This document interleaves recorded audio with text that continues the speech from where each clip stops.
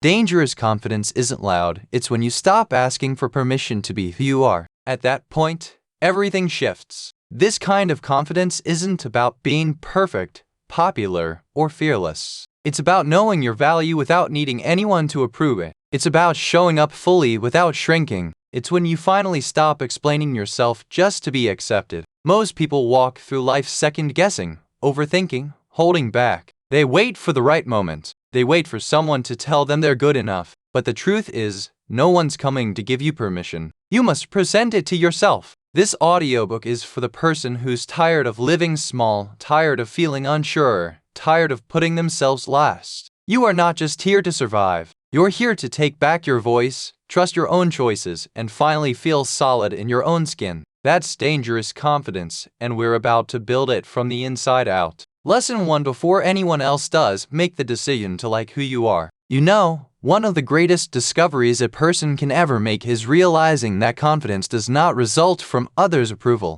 It comes from liking yourself first. The majority of people wait their entire lives for the permission to feel good about who they are. They wait for someone to say they're talented enough, smart enough, or good-looking enough. But here's the truth. You'll wait forever if you wait for others to like you. Confidence is not something you get handed. It's something you decide to build within yourself. When you wake up in the morning, before you check your phone or look at the mirror, you need to decide who you are going to be today. You can choose to be the person who doubts, compares, and criticizes themselves, or you can choose to be the person who respects themselves even when no one else notices. Self-respect, not arrogance, is what it means to like yourself. It serves as the foundation for all of your life's endeavors. You can't perform at your best while secretly believing you don't deserve good things. Spend some time with yourself, not in distraction, not scrolling through other people's lives, but in silence. Ask yourself, what do I really like about me? What qualities have I ignored because I thought they weren't good enough? Most people never do this kind of reflection. They are too busy looking outward, trying to meet someone else's standard of worth. But confidence starts the moment you stop chasing approval and start giving it to yourself. You don't have to be perfect to like yourself.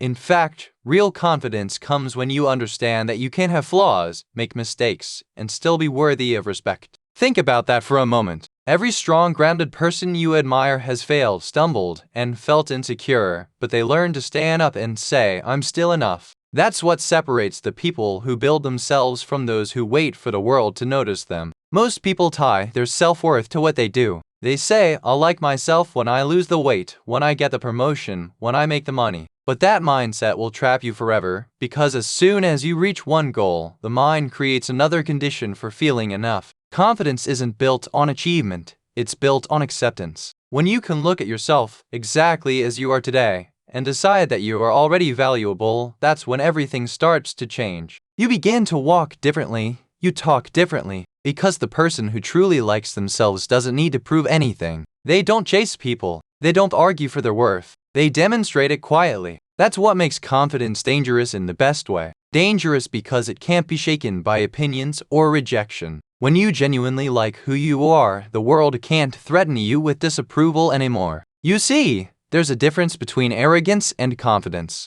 Arrogance says, "I'm better than you." Confidence says, "I'm comfortable being me." The second one doesn't need to compete, compare, or boast. It's calm, it's steady, it's powerful. People can sense that energy, and they trust it. Because deep down, we all want to be around someone who is sure of themselves, not in a loud way, but in a peaceful way. Confidence starts with how you talk to yourself. Pay attention to that voice inside your head. Most people have spent years criticizing themselves until it becomes their normal tone. "No one cares what I think." That voice becomes the reason they never take risks, never speak up, never show their true potential. You have to challenge that voice. Replace it with one that says, "I'm learning, I'm growing, I deserve my own respect." Because you will never rise above the story you keep repeating to yourself. If you spoke to a friend the way you speak to yourself, would they still want to be around you? You spend more time with yourself than anyone else in the world, so you better make that relationship a good one. You can't run from your own thoughts. You live with them day and night, so make them your allies. Feed your mind with words that build you up, not tear you down. When you start liking yourself,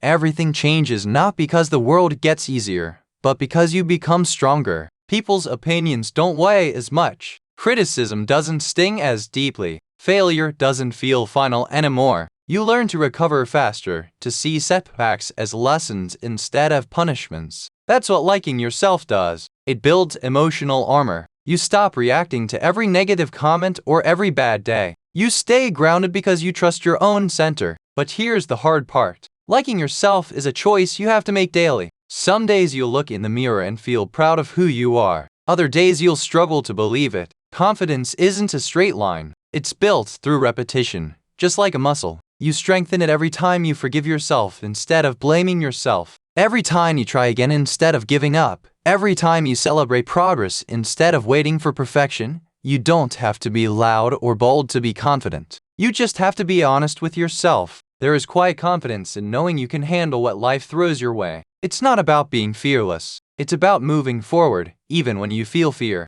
That kind of self-respect doesn't fade when the spotlight turns off. It stays with you in silence in the moments when no one is watching. That's where the real work happens, when you hold yourself accountable, when you keep promises to yourself, when you decide that your opinion of you matters more than anyone else's. Think about how different your life would look if you stopped waiting for approval. How many ideas would you share? How many relationships would you leave or start? How much energy would you save if you weren't constantly worried about being liked? Most of the stress people carry isn't from reality. It's from trying to please people who don't even think about them that often. You free yourself when you stop playing that game. When you like yourself, you begin to make choices that align with your real values. You start saying no to things that drain you. You stop trying to fit into spaces where you don't belong. You walk away from people who make you feel small. You take care of your health because you respect your body, not because you hate it. You stop competing with others and start focusing on becoming better than you were yesterday. That's self-approval in action. Confidence isn't about pretending to have it all figured out. It's about trusting that you'll figure it out when the time comes. It's believing that you can learn, adapt, and recover. You don't need to be perfect. You just need to be real. People are drawn to realness because it's rare. And when you're real with yourself, you stop fearing failure because you know you'll always have your own back. Here's the truth about human nature. You'll treat you the way you treat yourself. If you constantly put yourself down, the world will follow your example. If you hold yourself with respect, others will rise to meet that level. That's why liking yourself first is not selfish, it's necessary. You set the standard for how the world interacts with you. You teach others how to value you by the way you value yourself. If you want to build confidence, start with small wins. Wake up and make your bed not because it's a big achievement, but because it builds self-trust. Speak up in one conversation where you'd usually stay quiet. Take care of your appearance in a way that makes you feel good. Read something that expands your thinking. Compliment yourself for trying instead of waiting for someone else to notice. These small actions add up. They become evidence that you can rely on yourself. And when that inner trust grows, something beautiful happens. Because once you like who you are, you don't need to perform for anyone. You can walk into any room knowing that you belong there not because someone told you so, but because you decided so. No one can give you the confidence you refuse to give yourself. Not a partner, not a job, not an achievement. External validation is temporary. It fades as soon as the praise stops. But the kind of confidence that comes from self-acceptance that's permanent, it's the kind that carries you through life's storms. You owe it to yourself to build that kind of strength, not for anyone else's approval, but because you deserve to live free from the chains of self-doubt. You deserve to wake up feeling proud of the person you see in the mirror. You deserve to walk through life without constantly asking for permission to exist fully. So choose to like yourself today, right now, before the world ever does. As the moment you do, you stop living like a reaction and start living like a decision. That's where confidence begins. Not in applause, not in validation, but in the quiet, unshakable knowing that you are already enough. That's what makes you dangerously confident, because once you own your worth, no one can take it away. Lesson 2: train your mind to stay calm under pressure. Most people fall apart not because they lack talent, but because they lose control when pressure shows up. Anyone can feel strong when everything is going their way, but the real measure of confidence is how calm you stay when life gets hard. Pressure reveals what kind of person you are on the inside. It exposes how trained your mind really is. And the truth is, most people never train their mind. They train their body, they train their skills, they train their routines, but their mind is left to react however it wants. If you want to be truly confident, you have to learn to stay centered when the world starts to shake. Calmness under pressure doesn't mean you don't feel stress. It means you built the awareness to respond instead of react. Every time you face a tough situation, an argument, a deadline, a failure, you get two choices. You can panic or you can pause. Most people panic because they've never practiced pausing. The pause is where strength lies. It's where your mind decides whether to crumble or to lead. When you can pause, take a breath, and stay focused while everyone else is falling apart, you become powerful. Your mind is like a muscle. If you never challenge it, it stays weak. You can't expect to stay calm in a crisis if you never practice calmness in small moments. The way you respond to small frustrations is the rehearsal for how you'll handle big pressure. When someone cuts you off in traffic, when plans don't go your way, when someone disrespects you, those are training sessions. Every time you choose to breathe instead of explode, you're building control. You're teaching your brain that calmness is the default, not chaos. The first step to training your mind is awareness. You have to start noticing what triggers your stress. Notice how your body reacts when things go wrong. Do you start replaying worst-case scenarios? Awareness is the doorway to control. You can't fix what you don't see. Most people go through life unaware of their internal reactions. They just act out their stress and call it personality. But when you start observing your thoughts and emotions, you create space between you and them. That space is freedom. That's where control begins. The second step is learning to breathe with purpose. Breathing might sound too simple, but it's your most powerful tool to calm your nervous system. When pressure hits, your body goes into fight or flight mode. Your heartbeat rises, your thoughts race, your decisions get cloudy. But when you take slow, deep breaths, you signal your brain that you're safe. You tell your body it doesn't need to panic. That one habit, intentional breathing, can change the way you handle every high-stress moment in your life. Third, you must learn to control your focus. Most people let their attention get hijacked by fear, doubt, and what-ifs. Pressure makes the mind jump to the worst outcome, but confidence grows when you train your focus to stay on what you can control. Ask yourself, in any tough situation, what's within my power right now? The moment you direct your focus to action instead of worry, you shift from being helpless to being capable. Focus is not the absence of problems, it's the presence of control. One powerful practice is to visualize calm responses before chaos happens. Every athlete, performer, and leader knows the value of mental rehearsal. Imagine yourself staying composed when things go wrong. See yourself breathing steadily, thinking clearly, and making smart decisions. When you picture it enough, your brain starts to believe it's possible. So when real pressure hits, you've already been there in your mind. You respond with familiarity, not fear. Another important part of mental training is mastering your inner dialogue. The words you say to yourself when you're under stress can either ground you or destroy you. Most people talk themselves out of strength. They say things like, "I can't handle this," or "this always happens to me." That kind of self-talk weakens your confidence instantly. Replace those thoughts with phrases that build stability. "I know what to do next. I am in control of my response." The words you choose shape the emotions you feel. Emotions are not your enemy. They're signals, but untrained minds treat every emotion like an emergency. You feel anger and you act on it. You feel fear and you freeze. You feel doubt and you stop trying. Calm people feel those emotions too. They just don't obey them. They listen, understand, and then choose how to respond. That's emotional intelligence, and it's one of the strongest forms of confidence you can build. Pressure often feels heavier when you take things personally. Not every challenge is a reflection of your worth. Sometimes life is just testing your readiness. A calm mind understands that setbacks are temporary and solvable. When you stop seeing problems as personal attacks, you free up mental space to solve them. That's the difference between people who crumble and people who rise. They don't waste energy on self-blame. They use that energy for progress. You also have to take care of your physical state if you want to control your mental state. Your mind and body are connected. If you live on junk food, no sleep, and endless scrolling, your brain becomes restless and unfocused. You can't expect mental calmness in a body that's constantly exhausted. Eat clean, hydrate, exercise, and rest. These are not luxuries. They're the foundation for clarity. When your body feels good, your mind can think straight. Another skill for staying calm under pressure is detachment. It doesn't mean you stop caring. It means you stop overreacting. You start to understand that not everything deserves your emotional energy. You learn to separate what matters from what's just noise. Detachment is the art of caring deeply about the outcome, but staying peaceful about the process. When you stop needing everything to go perfectly, you stop suffering when it doesn't. There will be moments in life when everything seems to fall apart. People disappoint you. Opportunities vanish. In those moments, calmness is not pretending everything is fine. It's telling yourself, this situation will not control me. You take a deep breath, you adjust your perspective, and you keep moving forward. That's what real strength looks like. One of the best ways to train your mind is through challenge. Seek discomfort on purpose. Do hard things regularly. Use yourself into situations that test your patience, focus, and composure. It could be cold showers, public speaking, tough workouts, or learning something new. Every time you face controlled pressure, you expand your capacity. You're telling your brain, pressure doesn't break me.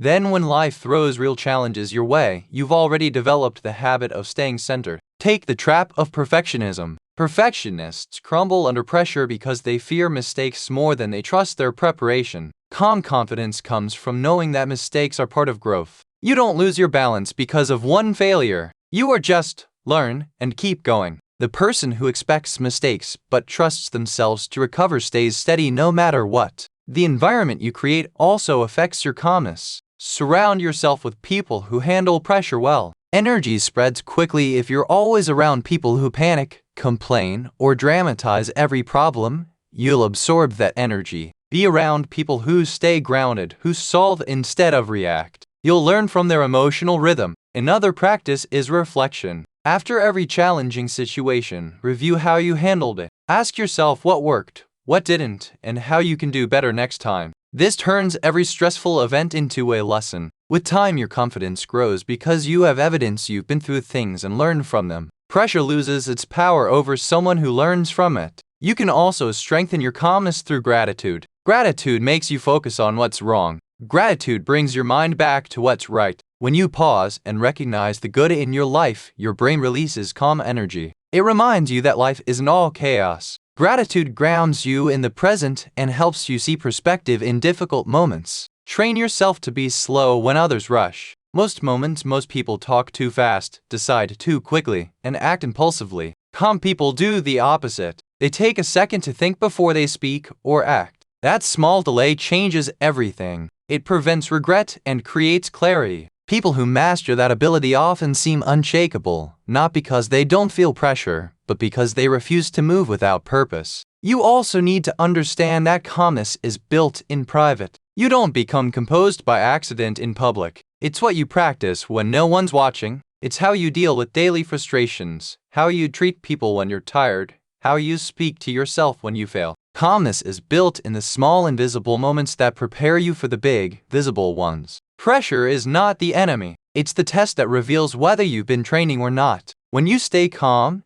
you can see opportunities in chaos. You can think strategically when others are frozen in fear. You become the person people look to for direction because you radiate stability. That's the kind of confidence that changes everything. When you're calm, you can listen better. You can understand before reacting. You can lead without shouting. That kind of strength makes people trust you. It gives you an edge in every part of life, business, relationships, health, and personal growth. Calmness is power because it gives you clarity, and clarity gives you the ability to make better choices. Every morning, remind yourself that peace is your baseline. Before the world starts demanding your attention, take time to center yourself. Meditate, journal, or sit quietly with your thoughts. Set the tone for your day, because if you don't start your day with calmness, the world will start it for you with chaos. Protect your mental state the way you protect your most valuable possession, because it is. Confidence doesn't come from being fearless. It comes from trusting that no matter how stressful things get,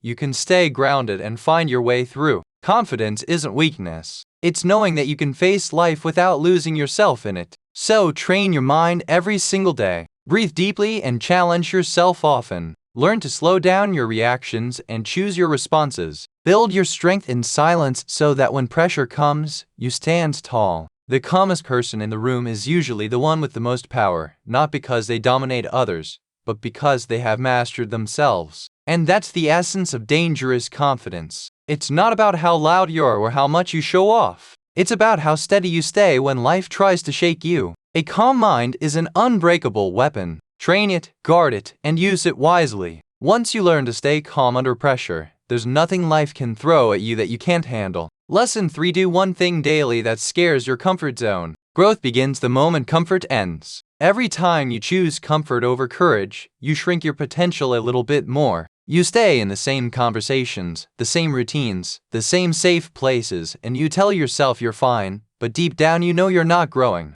The truth is simple. If you want to become dangerously confident, you must do one thing every single day that challenges your comfort zone. That's how confidence is built, one small act of courage at a time. Your comfort zone is not your friend. It's a cage that feels cozy. It gives you the illusion of safety while slowly taking away your energy and ambition. Nothing truly exciting has ever been created inside of it. People who accomplish meaningful things aren't braver than you.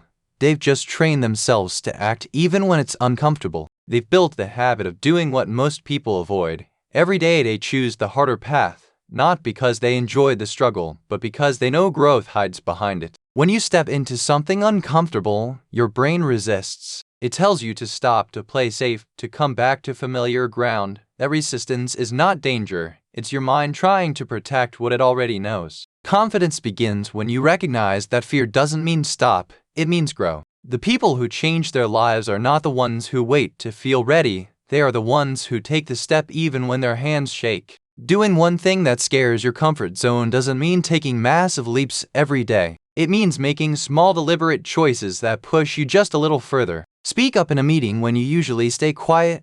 Make a phone call you've been avoiding. Try a new workout that challenges your limits. Start the project you've been overthinking. Each act rewires your mind to associate discomfort with strength, not danger. Over time, what once terrified you becomes normal, and that's how you expand your range. The first barrier you'll face is fear of judgment. Many people never take risks because they're afraid of what others might think. But here's the truth. Most people are too busy thinking about their own lives to think deeply about yours. You waste so much potential trying to avoid opinions that may never exist. The moment you stop letting imaginary judgment control your decisions, you'll feel free. That freedom is confidence in motion. You must also understand that comfort and confidence cannot live together for long. Confidence grows through exposure to uncertainty. The more you face the unknown, the more adaptable you become. Your comfort zone tells you to stay where it's predictable, but predictability kills passion. Life is meant to be explored, not just survive. Every time you try something unfamiliar, you stretch your identity. You start seeing yourself as someone capable, resourceful, brave. If you want to grow, discomfort must become part of your daily routine. Just like brushing your teeth or exercising when you wake up, ask yourself, what can I do today that will stretch me? Don't wait for motivation. It won't always show up. Start with action, and confidence will follow. Small wins build momentum, and momentum changes everything. Once your brain gets used to progress, it starts craving challenge instead of comfort. The people who live boldly are not fearless. They've simply made peace with discomfort. They understand that pain and growth are not enemies. They are partner. The sting of discomfort is proof that you're breaking old limits. It's the sound of your potential waking up. Instead of avoiding that feeling, learn to appreciate it when your heart beats faster before a hard conversation, or your hands shake before taking a new risk. That's not weakness, that's transformation in progress. Your comfort zone thrives on routine. It convinces you that consistency is enough even when it's keeping you stuck. You can work the same job, see the same people, follow the same habits for years and call it stability. But stability without growth slowly becomes stagnation. Doing one thing daily that scares you keeps your spirit alive. It reminds you that you're not done learning. It gives you a story to tell at the end of each day, one where you showed up for yourself. To make this habit real, start small but stay consistent. You don't need to climb mountains, just walk toward what feels slightly uncomfortable. If talking to strangers scares you, start by saying hello to someone new. If you fear rejection, apply for something you might not get. If you're shy about your ideas, share one anyway. The point isn't the size of the action, it's the willingness to take it. The compound effect of small courage is unstoppable confidence. One of the most powerful results of this daily practice is how it changes your identity. Each time you do something uncomfortable, your mind gets new evidence that you can handle life. You start saying things like, I can figure this out instead of I can't do that. That simple shift builds an unbreakable mindset. You stop defining yourself by what you fear and start defining yourself by what you conquer. You also begin to respect yourself more. Every time you break through discomfort, you send yourself a message. That message builds self-trust, and self-trust builds confidence. Most people think confidence is about having no fear, but it's actually about trusting yourself to handle fear. That trust can only be earned through action. You can't think your way into confidence. You have to prove it to yourself. Some days your fear will disguise itself as logic. It will whisper reasons to delay action. I need more time. I'll start next week. This isn't the right moment. Those thoughts sound responsible, but they're really avoidance dressed up as planning. Don't let hesitation trick you into paralysis. The best way to defeat fear is through movement. Once you start, fear loses its grip because it feeds on inaction. You'll also need to face the fear of failure. There isn't something to be ashamed of. It's fee.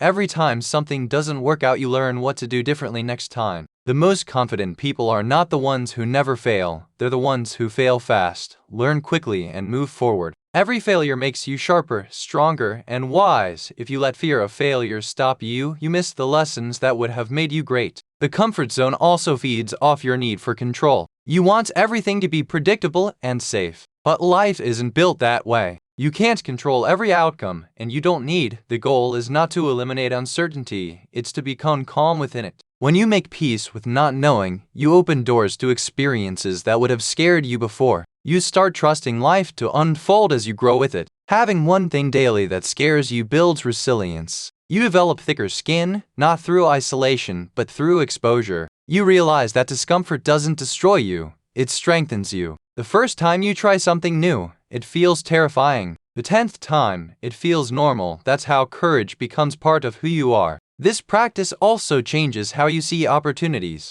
Instead of avoiding challenges, you start chasing them. You begin to see fear as a sign of direction. If something scares you, it usually means it matters. That's where growth lives. Right behind that uneasy feeling, the things that scare you the most are often the exact things that can transform your life. You'll also notice how your confidence influences others. When people see you taking risks, they start believing they can too. Your courage gives them permission to try. You become a quiet example of what's possible. That's the ripple effect of confidence. It spreads without needing to be announced. You'll never outgrow discomfort. No matter how experienced or successful you become, there will always be another level that feels uncertain. The difference is that over time, you stop fearing that feeling. You start seeking it because you've learned it's a sign of progress. The day you stop being challenged is the day you start declining. To live fully, you must outgrow the need for everything to be easy. Easy teaches you nothing. Easy keeps you bored. Easy keeps you average. Confidence doesn't grow from ease. It grows from effort. When you face fear daily, your capacity expands. You start doing things you once thought were impossible.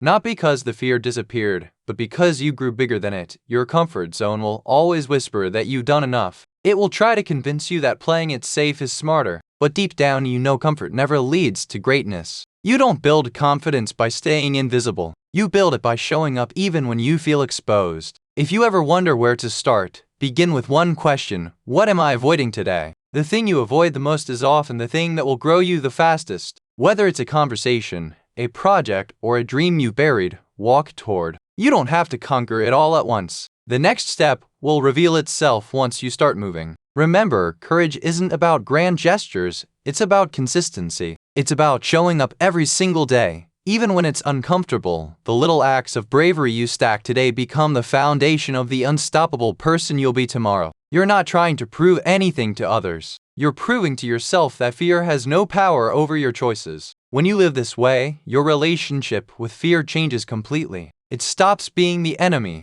It points to where the next version of you is waiting. Confidence grows in that space between fear and action, the space where you decide to move anyway. You don't need to wait for the perfect plan or the perfect mood. Start small, start scared, start anyway. Each day do one thing that stretches you beyond comfort. Over time, you'll look back and realize that the person you become is unrecognizable from the one who used to play safe. That's what it means to live with dangerous confidence, not the absence of fear, but the mastery of it. It's the daily choice to keep expanding when life tries to shrink you. Every day you do something that scares your comfort zone. You reclaim a little more of your potential. That's how you become someone who no longer waits for courage to live it. Listen for, speak your needs clearly, and stop apologizing for them. Most people spend their lives silencing their own needs because they fear being seen as demanding, selfish, or difficult. They water themselves down to keep the peace, hoping others will understand them without ever speaking up. But unspoken needs turn into quiet resentment, and quiet resentment turns into distance, exhaustion, and unhappiness. Confidence means valuing yourself enough to speak honestly about what you need,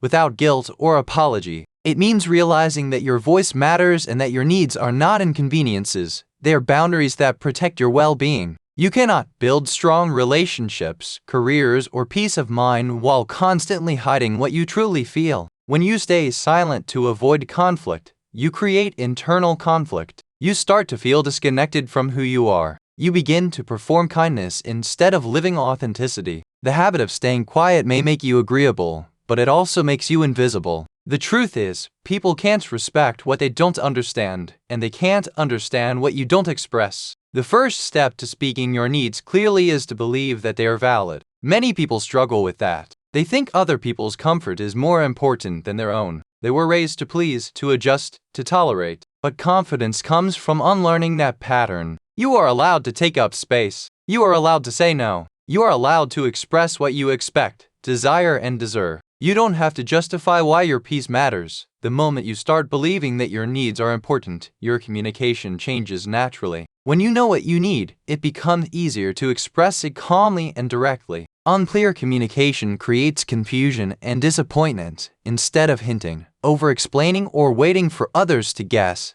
state what you want in simple, honest words. I need time to think. I prefer a different approach. I would appreciate more support on this. These are not rude statements, they are responsible ones. Direct language doesn't make you harsh, it makes you real. The reason people struggle with clarity is fear of rejection. They think that if they speak honestly, they'll lose approval or affection. But hiding your needs doesn't protect relationships. It damages the people can't meet you where you truly are if you never let them see you. The healthiest relationships are built on truth, not guessing games. When you communicate clearly, you create trust. Others know exactly where they stand with you, and that stability is the foundation of genuine respect. You must also stop apologizing for having needs. Apologies are for mistakes, not for being human. You don't need to say, "I'm sorry for asking" when you're making a reasonable request. You don't need to say, "I'm sorry for needing space" when you're taking care of your energy. Over-apologizing teaches people to expect less from you,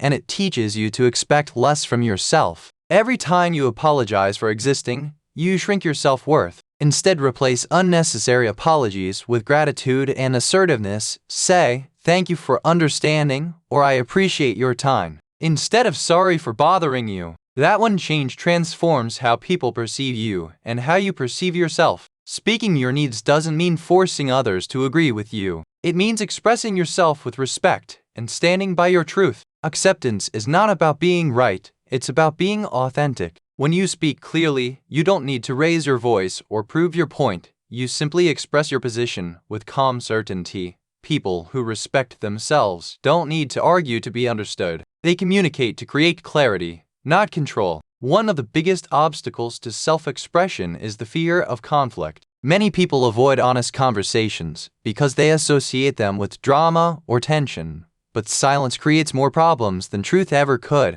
When you suppress your needs, you build invisible walls that keep people out. The courage to have hard conversations is a form of love for yourself, and respect for other. Honest communication gives people a chance to rise to your level of clarity. Those who truly care about you will appreciate the honesty, even if it challenges them. To speak your needs clearly, you must first know what they are. Take time to understand yourself. Pay attention to when you feel drained, frustrated, or uneasy. Those feelings are signals pointing to unmet needs. Maybe you need more rest, more honesty, more boundaries, more attention to your goals. The better you know yourself, the more precise your communication becomes. You can't express what you don't understand, and you can't fix what you keep denying. Self-awareness gives your voice direction. Confidence in communication is also about your tone and presence. Speak slowly, with steady breath and direct eye contact. Confidence isn't about being loud, it's about being clear. When your tone is calm, your words carry more weight. You don't have to rush or fill every silence. Silence can be powerful.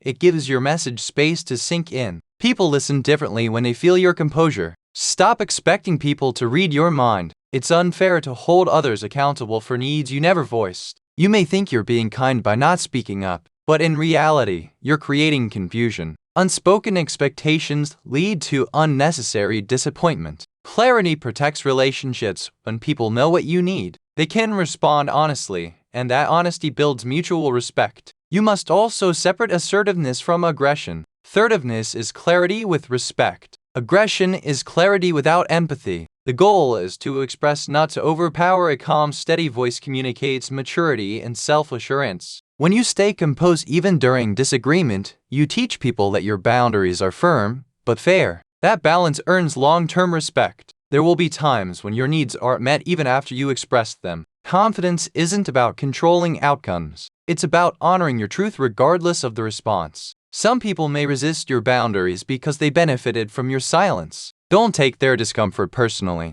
Growth often feels uncomfortable to those who prefer the old version of you. Stay consistent. People adjust to clear communication over time. Learning to express your needs also means breaking free from guilt. Many people associate guilt with strength, as if self-sacrifice makes them more virtuous. But guilt is not proof of goodness, it's a signal of conditioning. You've been taught to equate self-care with selfishness, but they are not the same. Speaking your needs is not selfish, it's self-respect in action. When you take care of yourself, you show up as a healthier, kinder, and more grounded person for everyone around you. You must also build emotional honesty with yourself. Don't minimize how you feel when something bothers you. Don't brush it off or say it's fine when it isn't. Honesty with yourself creates alignment between your inner world and outer behavior. Pretending to be okay while you're struggling only deepens the disc, and your feelings deserve acknowledgement, even if they're uncomfortable. If you've been quiet for too long, your voice might shake at first. That's normal. Confidence doesn't mean you feel certain all the time. It means you act despite the discomfort. With practice, your voice will grow stronger, your tone steadier, and your words clearer.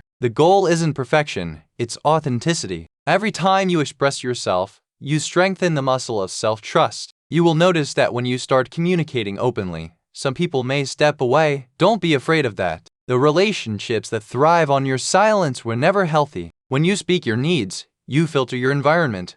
The people who remain are the ones who value your honesty. That's how you create real connections, not through pretending, but through truth. Another key to communicating effectively is timing. Not every moment is right for serious conversations. Choose moments when both parties can listen. Calm environments allow clear messages. Communication is not only about what you say, it's about when and how you say it. Respectful timing makes difficult conversations productive instead of destructive. It's also important to listen as much as you speak. This is not dominance, it's balance. When you speak your truth, also allow others to express theirs. Listening doesn't weaken your point. It shows maturity. To confident people can disagree without disrespect. Healthy communication isn't about winning, it's about understanding. You can practice this skill in daily life. The next time someone asks for your opinion, give it honestly, instead of saying what you think they want to hear.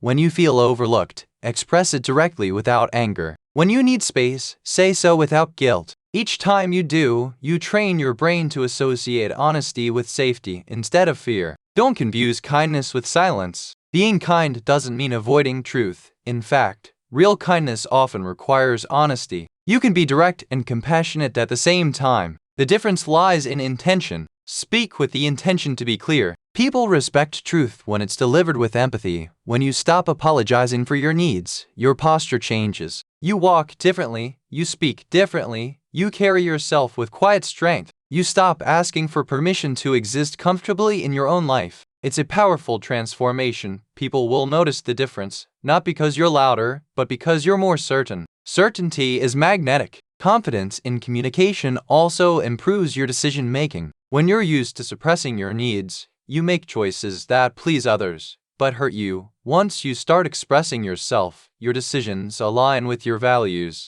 You stop saying yes to things that drain you. You choose based on what's right for you, not what looks right to others. That shift brings the habit of speaking clearly and without apology. Also strengthens your leadership. Whether in work, family, or community, people follow those who communicate with purpose. When you express expectations and boundaries confidently, you inspire trust. Others see your clarity as stability. Leaders who speak with conviction don't need to demand respect, they earn it naturally. One powerful exercise is to write down what you truly need in your life right now. Emotional needs, physical needs, personal goals, then practice saying them out loud. The act of hearing your own voice declare your truth builds inner alignment. You'll feel your confidence rise because you're no longer hiding from yourself. The more honest you become, the lighter you feel. You release the constant pressure of pretend. You stop rehearsing what to say and start speaking from authenticity. You no longer worry about being too much because you finally understand that being real is never too much. In time, you'll notice how your energy changes. You attract people who communicate clearly, who don't play games, who respect boundaries. Your relationships become more peaceful. Because honesty eliminates confusion, you'll handle disagreements with maturity and speak truth without guilt. To live confidently, you must give yourself permission to be heard. Don't wait for someone else to validate your feelings or understand your silence. Use your voice, use it to create boundaries, to express gratitude, to share truth, to protect peace. The more you use it, the more natural it becomes. Confidence isn't built by being liked.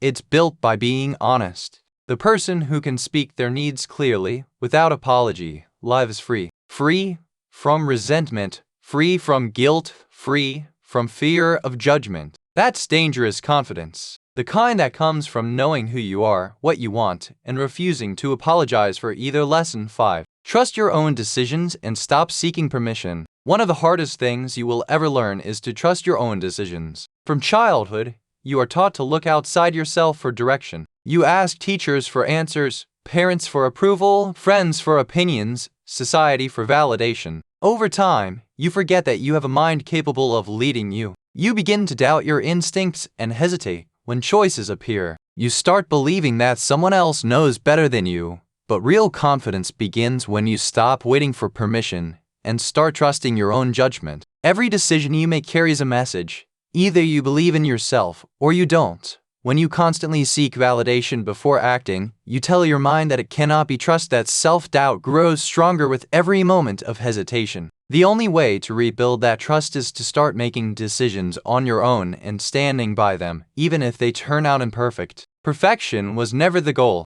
Growth is trusting your own decisions. Doesn't mean you'll always be right. It means you're willing to take ownership of your choices. It means you value learning over approval. People who fear mistakes often stay stuck in analysis. Asking everyone else what to do. Indecision is a decision too. It's a choice to let life happen to you instead of creating it yourself. The confident person doesn't need certainty to move forward. They need direction and faith in their ability to adjust along the way. When you rely too heavily on other people's opinions, your mind becomes noisy. Every voice pulls you in a different direction until you lose your sense of self. You begin to live based on what others expect instead of what you believe. It's impossible to feel fulfilled when your life is built on borrowed opinions. You can listen to advice, but you must never hand over the final vote. The direction of your life belongs to you, not to anyone else's comfort. To trust your decisions, you first need to understand where self-doubt comes from. It usually begins when you attach your worth to being right. You fear making mistakes because you are quite failure with inadequacy. But mistakes are not evidence of weakness. They are proof that you're participating in life. Every strong decision maker you admire has a long list of failed attempts behind them.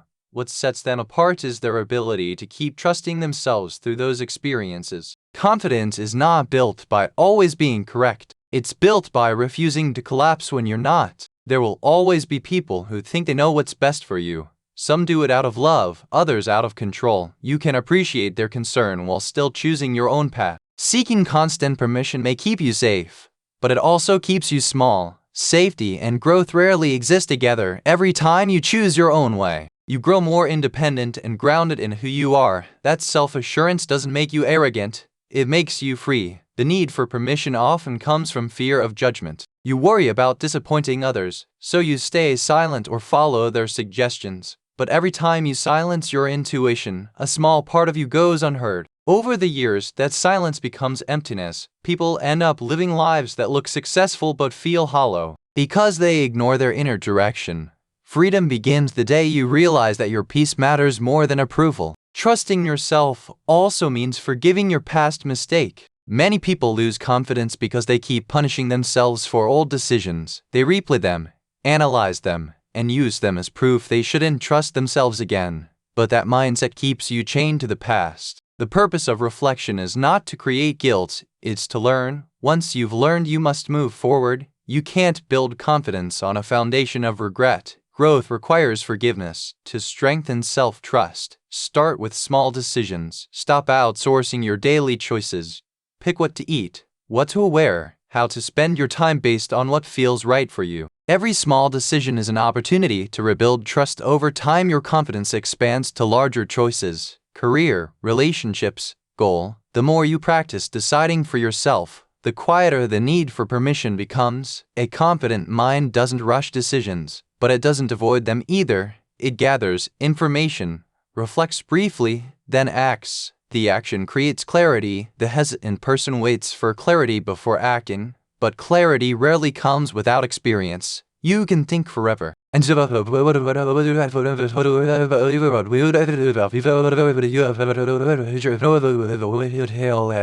And that's okay. The goal is not to eliminate uncertainty, but to handle it with calm. When you rely on your own judgment, uncertainty becomes less frightening because you trust your ability to adapt. That adaptability is what makes you resilient. Trust also grows through consistency. Every time you follow through on what you said you do, your self-respect increases. When you break promises to yourself, your confidence erodes. Self-trust is built the same way you build trust with others, through reliability. If you say you'll do something, honor it. Even the smallest commitment matters. Over time, your brain learns that your word can be trusted. You'll notice that the people who make decisions with ease aren't necessarily smarter. They just trust their instincts more. They understand that waiting for the perfect answer is another form of procrastination. They act, learn. After this forward motion gives them an advantage, because life rewards action, not hesitation. You can always correct a course that's moving. You can't steer something that's standing still. Stop asking everyone else for advice on every little thing. Ask yourself first, what do I truly want? What feels right in my gut? You may not always have the full picture, but your instincts are a powerful compass. The more you listen to them, the sharper they become. Intuition isn't magic, it's experience and awareness combined. It's the mind's way of recognizing patterns you don't consciously see. It's important to realize that no one else has to understand your path. People will give advice based on their fears, not your potential. They'll project their limitations onto your choices. If you absorb their fear, you'll start doubting your own direction. The best decisions often won't make sense to others, because they weren't meant to walk your path. You owe it to yourself to trust what feels right, even if it doesn't get approval. When you stop seeking permission, you energy use the way you feel of the head of your real dream you about contact about real life made is with tell and do the me digital code other than you but in you the reverse artificial you make it by you to do this way but you'll always the food of videos from members of this one sure you heard any of the works in of us to move within you make to move you've let about your shit and personality of the power to know the this could have not only just when you part a little bit whether to believe you the code of the baby of your right the point of the meaning of theirs.